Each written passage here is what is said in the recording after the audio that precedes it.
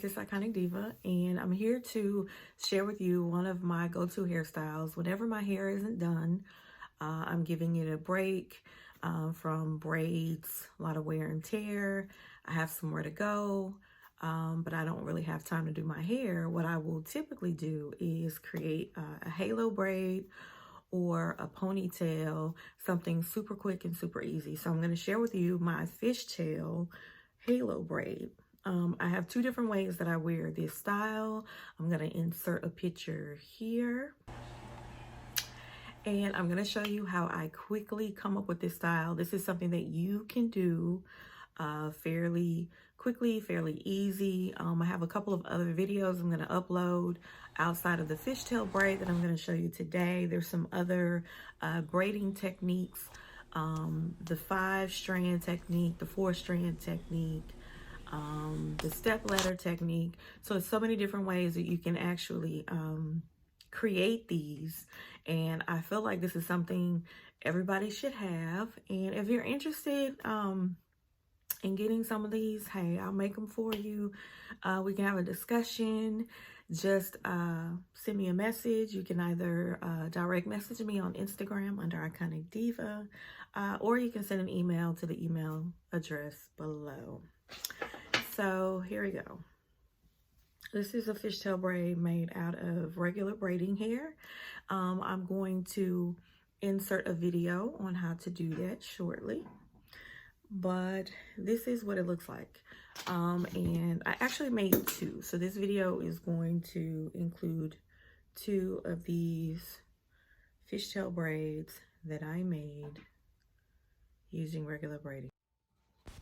Okay guys, now it's time to show you how I make the fishtail braid. So I took hair straight out of the package. I left the rubber band on there. Make sure you do that.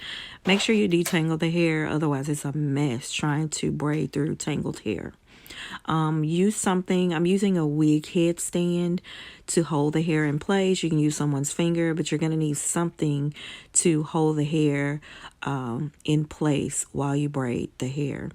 So for those of you who are already familiar with the fishtail braid, this is going to be super easy for you and boring, so you can fast forward to the end. But for everyone else, the hair is already divided into two pieces out of the package. So then what I'm doing is I'm taking a piece from each side from the back and I'm switching it over to the other side. And I'm going to be doing that going straight down this hair. So you're going to go left over to the right side, take hair from the right side, and then switch it over to the left. So here I'm taking hair from the left, switching it over to the right side. Now I'm going to take hair from the right side and I'm going to switch it over to the left side. Sorry for the angle, guys. I try my best to get the best angle possible, but you'll start to see the fishtail braid form in just a few. If you want your fishbone braid, fishtail braid or whatever, for the pieces to be a little bit smaller, then don't hesitate to take smaller pieces. I'm taking medium to small size pieces for this particular braid. So it's really, really easy. And y'all, I have done this as well on like a drawstring ponytail, and it is gorgeous. So I think I'm going to do a video and show you guys how I do those as well, because that is another great idea. Something different that you can wear possibly this spring or this summer. So taking hair from the left and then going over to the right. All right, so I sped up the video at this point, but I kept the footage so you can sort of see the fishtail starting to form even more.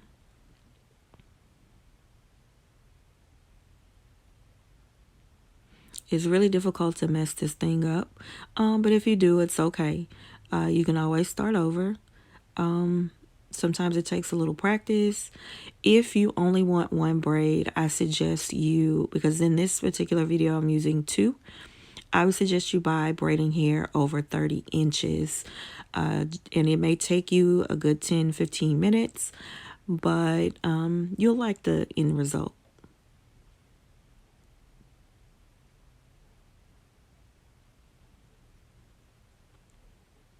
So as you can see, this is like the second one that I've done. I probably have about 8 of these. I have 5-strand, 4-strand ladder braids, so many different kinds, just to wear as halo braids or ponytails. So I may do a series on these just to kind of show you like the other ones that I wear as well. So I'm continuing on towards the end of this braid. It really only took me probably less than 10 minutes. But again, the longer the hair, the longer it may take you. But these can also be worn or used more than once. So I'm done here. See how pretty that is? Cute. You can curl the ends if you want to. Dip it in hot water and you can have some curly ends. Now I'm going to just sort of make it a little neat.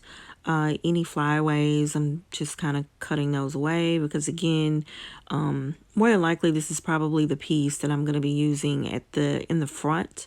So I want it as neat as possible. I'm going to pin it down to my braid. If you want, you can actually sew it down. I'm spraying this on here. It's not necessary, but it's just to kind of get rid of some of the flyaways. All right, let's get this installed. So as you can see, I braided my hair in this really the same style that I'm about to create with these 2 pieces. If you plan to use, if you plan to just brush your hair back in a ponytail, that's fine. You'll get the same result. If you are a stylist wanting to install this on a client, I would sew the braid down versus using bobby pins. I'm only wearing this style for like a couple of days, so I'm only using bobby pins. I also took some braiding hair, some body wave braiding hair, cut a few pieces. I kind of wanted to give it a subtle look with a little small curl. You can use any type of crochet hair. You can do extra curly, or like I did in this instance, I just used the body wave hair. And I'm just adding pieces to this one side. If you plan to wear this as a halo, then you're going to want to do it to both sides so that it looks, I guess, somewhat uniform and pretty. All right, so I'm spreading the piece out at the very top where the rubber band was. I want to try to get it as flat as possible because I hate it when it looks like you have like a cap sitting on top of your head. So you want to try to get it as flushed as possible and then pin that thing down or sew it down. And then I'm just going to pin it all the way around on top of my braid.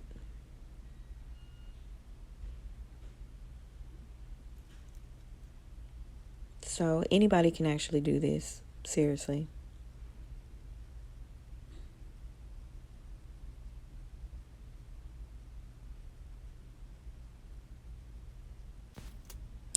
Okay, I'm going to take the second piece and I'm going to pin it to my hair as well, cut the rubber band off. You can put it on the opposite side actually, and you can wear it that way as a halo braid.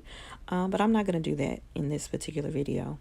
So I'm taking the end piece of the first braid and I'm putting it through the middle of the second braid. If you don't want to do this, then make sure you buy longer hair and then you don't have to worry about this because your halo braid is going to be long enough to go all the way around. So I'm just going to pin it, loop it around,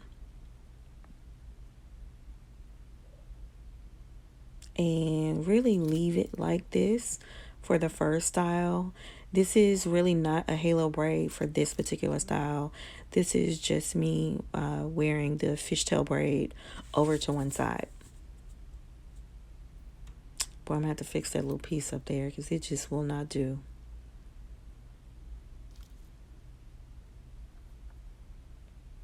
Uh-oh.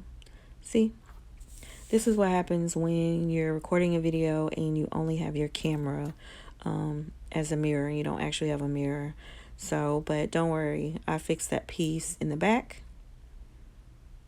So I'm crocheting in another small piece of hair because I'm going to loop it around. This is what the halo braid is going to actually look like. So super cute, super simple, easy, and really you could just pin it or sew it down that way. So super cute. So it's actually 2 styles in one. You can wear this style for 1 or 2 days and then actually make it a halo later on. So as you can see, I felt that piece hanging, so I'm doing the tuck method. And now I'm going to focus on wearing it as a halo braid. So just make sure that you secure it really well, whether that's through bobby pins or sewing it down. Super simple, super easy. Make sure the front especially is sewn down. So let me know what you guys think.